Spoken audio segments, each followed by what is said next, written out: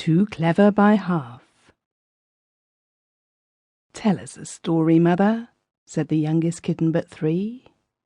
"You've heard all my stories," said the mother cat, sleepily turning over in the hay. "Then make a new one," said the youngest kitten, so pertly that Mrs. Buff boxed her ears at once, but she laughed too. Did you ever hear a cat laugh? People say that cats often have occasion to do it. "I do know one story," she said, "but I'm not sure that it's true, though it was told to me by a most respectable brindled gentleman, a great friend of my dear mother's. He said he was a second cousin 29 times removed of Mrs. Tabby White, the lady the story is about." "Oh, do tell it," said all the kittens, sitting up very straight and looking at their mother with green, anxious eyes. "Very well," she said kindly, "only if you interrupt, I shall leave off." So there was silence in the barn, except for Mrs. Buff's voice and the soft sound of pleased purring which the kittens made as they listened to the enchanting tale.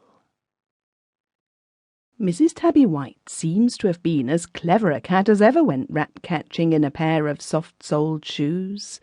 She always knew just where a mouse would peep out of the wainscot, and she had her soft, sharp paw on him before he had time to know that he was not alone in the room. She knew how to catch nice breakfasts for herself and her children, a trick I will teach you, my dears, when the spring comes. She used to lie quite quietly among the ivy on the wall, and then take the baby birds out of the nest when the grown-up birds had gone to the grub shop. Mrs. Tabby White was very clever, as I said, so clever that presently she was not satisfied with being at the very top of the cat profession. "Cat people have more sense than human people, of course," she said to herself, "but still there are some things one might learn from them. I must watch and see how they do things." So next morning, when the cook gave Mrs. Tabby White her breakfast, she noticed that cook poured the milk out of a jug into a saucer. That afternoon, Tabby felt thirsty, but instead of putting her head into the jug and drinking in the usual way, you know, she tilted up the jug to pour the milk out as she had seen the cook do.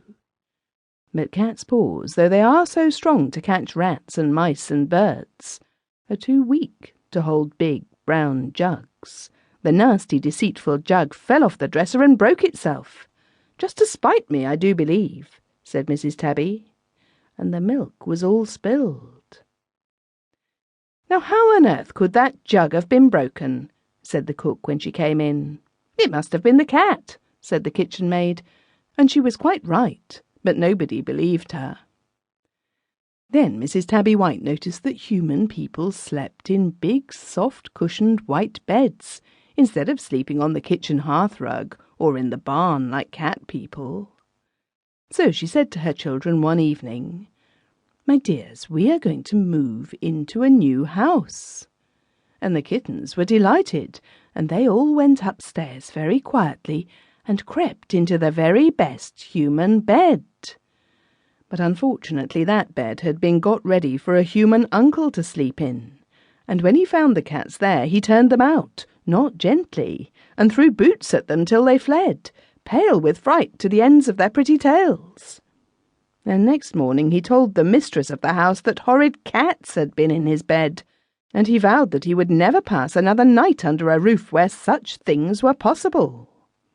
Mrs. Tabby White was very glad, because no lady can wish for the visits of a person who throws boots at her.